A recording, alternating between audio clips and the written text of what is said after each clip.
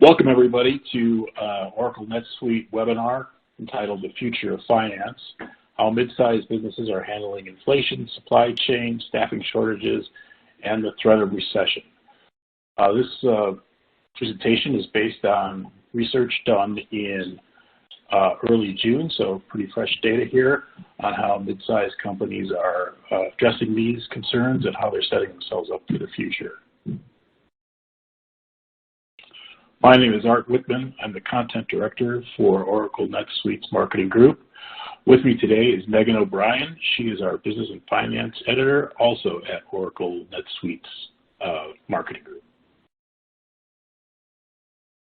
You'll hear from Megan in just a minute, but before we get into the details of the survey, just a quick look at the survey respondent demographics. The survey was split half between executives and managers. The 250 executives are broken down, as you see here, ranging from directors of finance and non-finance all the way to C-level finance, non-finance. And we'll break down some of the results according to those categories. The managers are split between finance and non-finance, and the company annual revenue is also split evenly between companies under 50 million and those over 50 million. The maximum revenue of companies in this survey is 250 million. And companies, about 20% are publicly traded.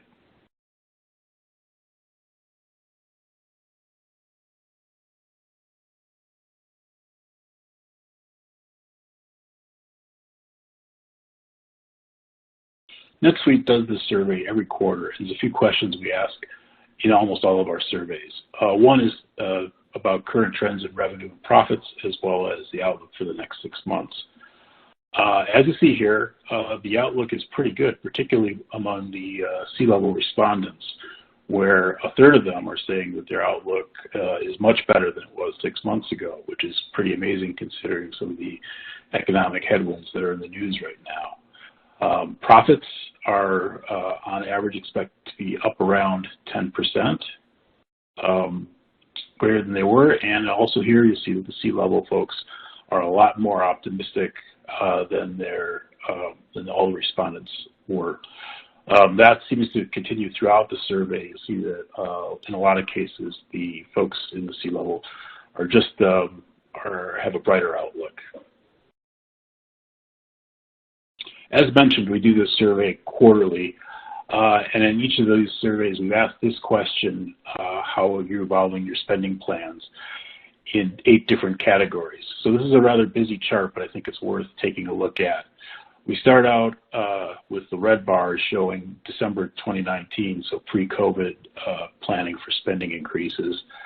And then you see in April of 2020, the sharp downturn in spending expectations as COVID becomes a reality.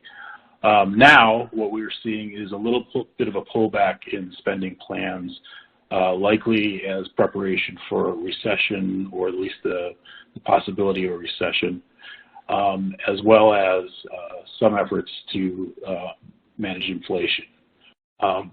But overall, most categories are showing an increase in spending still in the future, and in particular, production is the area where folks are looking to spend more than they had been in previous quarters. The big focus in the survey were the concerns that we know have dominated both the headlines and the priorities of businesses. We dug into how our respondents, both finance and non-finance executives, from over $50 million companies to under $50 million companies in executive and managerial roles, we're looking at how they're managing those inflationary pressures, talent shortages, supply chain disruptions, and the possibility of a recession. As we all know, inflation's been very high as of late, despite aggressive action from the Federal Reserve. Annual inflation in the U.S., it unexpectedly accelerated to 8.6% in May of 2022, which is the highest since December of 1981. So we know that companies have been feeling the impact both positively and negatively.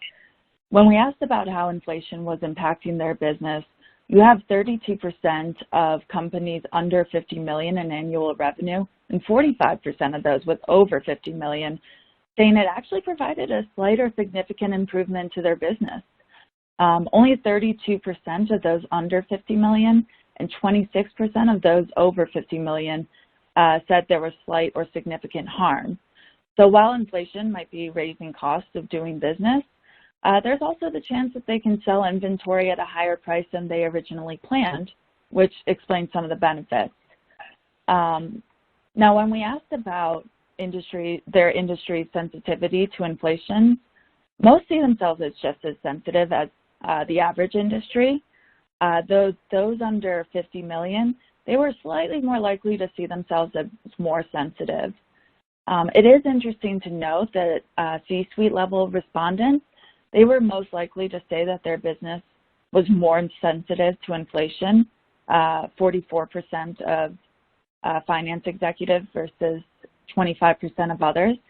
So perhaps they're the ones more getting a bird's eye view and handling those things before it really trickles down and impacts the rest of the company. So there's also been a lot of talk about recession risk lately. Just the other day, the federal chairman actually acknowledged that a recession is certainly a risk, and our respondents seem to agree. Larger businesses seem more inclined to think it's coming sooner rather than later, with nearly half saying that we are either in it already or a recession will happen in the second half of the year.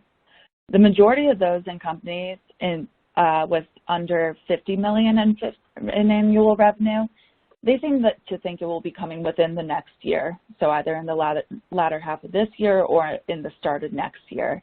And it's a pretty negligible amount that say one won't happen before 2025. In regards to the recession type envisioned, our smaller and larger business respondents, they seem to be pretty much in agreement. The majority seem to think it will be either long and mild or shorter and deep. Lastly, when we asked about the industry's sensitivity to a recession versus the average industry, the results were pretty similar to ones around inflation.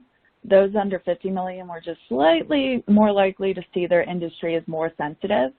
And once again, the C-suite level was most likely to say that their business is more sensitive to a recession, 44% versus 31% of other executives, only 23% for managers. So the C-suite might just be more sensitive than the others. Just kidding. It's probably the same issue where C-suite is kind of handling these big macroeconomic trends on a daily basis and seeing it as they mitigate it and are making strategic decisions around it, all before it becomes more of an issue in others day to day.